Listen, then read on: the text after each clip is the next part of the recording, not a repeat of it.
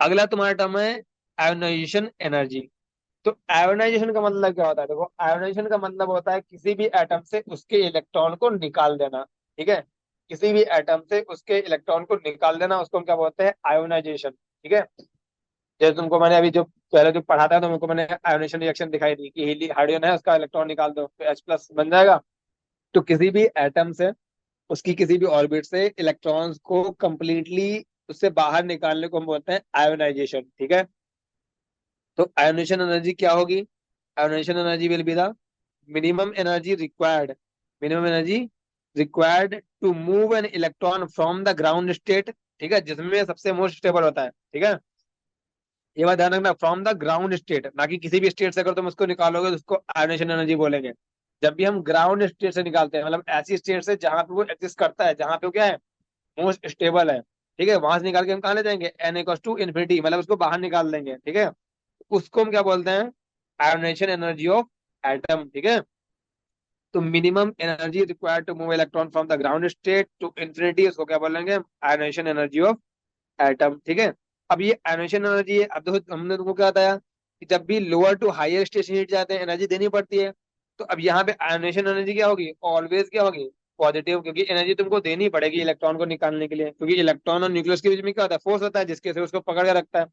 तो उसको बाहर निकालने के लिए क्या करनी पड़ेगी? हमको एनर्जी देनी पड़ेगी। तो अगर हम बात करें आयोनेशन एनर्जी ऑफ हाइड्रोजन, ठीक है, तो हाइड्रोजन का इलेक्ट्रॉन क्या होता है? एन इक्वल टू वन में होता है। ठीक है, एन इक्वल टू वन की इसकी एनर्जी कितनी होती है? -13.6 इलेक्ट्रिक वोल्ट होती है। अब अगर ये इन्फिनिटी पे जाएगा, मतलब इसको बाहर निकालना है, यानी फाइनली क्या हो जाएगी? जीरो। ठीक है, यानी नेट चेंज इन एनर्जी कितना हुआ? -13.6, यानी हमको इतनी एनर्जी देनी पड़ेगी 13.6 इलेक्ट्रिक वोल्ट, तब ये क्या करेगा? बाहर निकलेगा। ठीक है, यानी आयोनेशन एनर्जी ऑफ हाइड्रोजन क्या हो गया? 13.6 इलेक्ट्रिक वोल्ट। अभी हमने देखा था तो तुम्हारा इलेक्ट्रॉन जब होता है हीलियम में, वो उसकी एनर्जी क्या होती है? एन इक्वल टू वन में उसकी एनर्जी होती है, ठीक है, 54.4 होती है इलेक्ट्रिक वोल्ट। अब यहाँ जिसको जाना किधर है? इन्फिनिटी में, बाहर निकालना है। तो जो ग्राउंड स्टेट में एनर्जी होती है ना, उतनी एनर्जी हमको उसको देनी पड़ेगी उसको बाहर निकालने में। तो यहाँ कितनी होती है? नेगेटिव में। हमको नेट कितना बनाना है? नेट हमको बनाना है जीरो। ठीक है, तो इसमें क्या करोगे? जब पॉजिटिव इतना ही ऐड करोगे तभी जीरो बनेगा। ठीक है, तो ionisation energy of helium plus आ गई है, ऐसी ionisation energy of lithium two plus आ गई है। ठीक है, क्योंकि ये सारी क्या है?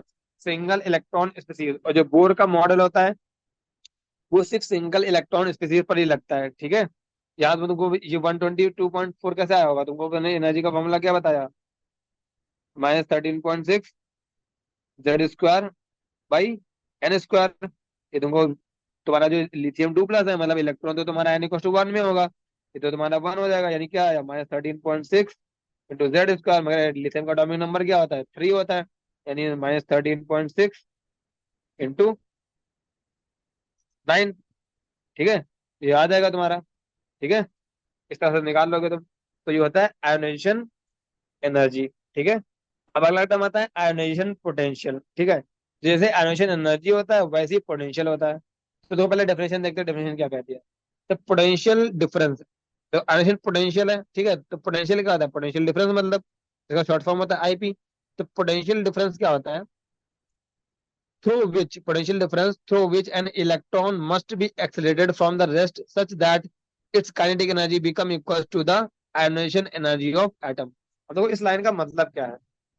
तो देखो क्या होता है ना, अभी तुम 12th में जब इलेक्ट्रोस्टैटिक पढ़ोगे तो और क्लियर होगा कि मान लो यहाँ पे तुम्हारा पोटेंशियल था V1, यहाँ पे पोटेंशियल क्या था?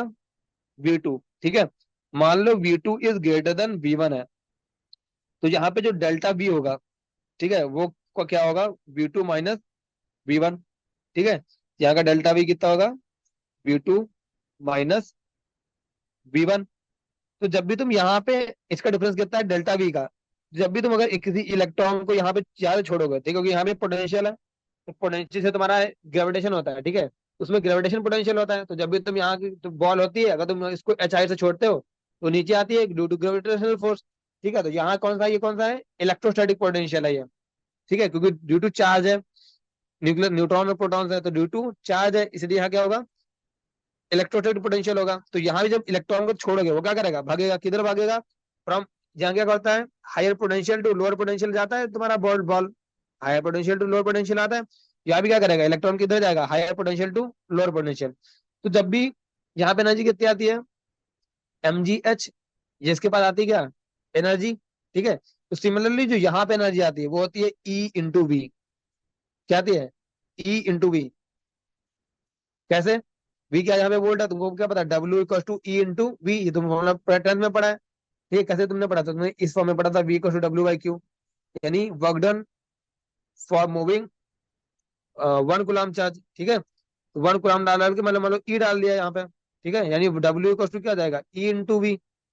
ठीक है, यानी अगर तुम किसी भी इलेक्ट्रॉन को डेल्टा V पोटेंशियल डिफरेंस पे छोड़ोगे तो उसके पास एनर्जी कितनी आएगी, जितना उसका पोटेंशियल डिफरेंस होगा। ठीक है, यानी यहाँ पे कितना आ जाएगा, यहाँ पोटेंशियल डिफरेंस कितना है, डेल्टा V का, यानी जो इलेक्ट्रॉन होगा उसका एनर्जी कितनी आएगी, E∆V। ठीक है, तो अब देखो यहाँ पे जो मैंने यहाँ पे सेंटेंस लिखा है, उसका यही मतलब है कि potential difference through which electron must B accelerated from the rest. ठीक है, तो वो पोटेंशियल डिफरेंस जिससे तुम किसी भी इलेक्ट्रॉन को अगर तुम एक्सेलरेट कराओगे, मतलब छोड़ोगे, तो उसके पास उतनी ही एनर्जी, काइनेटिक एनर्जी होगी जितना की आयोनेशन एनर्जी ऑफ एटम हो। ठीक है, जितना उस एटम का आयोनेशन एनर्जी होगा, तो हमको ऐसा पोटेंशियल डिफरेंस लगाना है, डेल्टा वी लगाना है, जिससे जो इलेक्ट्रॉन वहां से निकले उसकी उतनी ही काइनेटिक एनर्जी हो। ठीक है, जितनी आयोनेशन एनर्जी ऑफ एटम होती है। ठीक है, तो देखो हाइड्रोजन का आयोनेशन एनर्जी क्या होती है, -13.6 +13.6 इलेक्ट्रिक वोल्ट। ठीक है, मैंने तुमको क्या बताया, अगर वी डेल्टा वी का डिफरेंस होता है तो ईवी तुम्हारा एनर्जी आता है।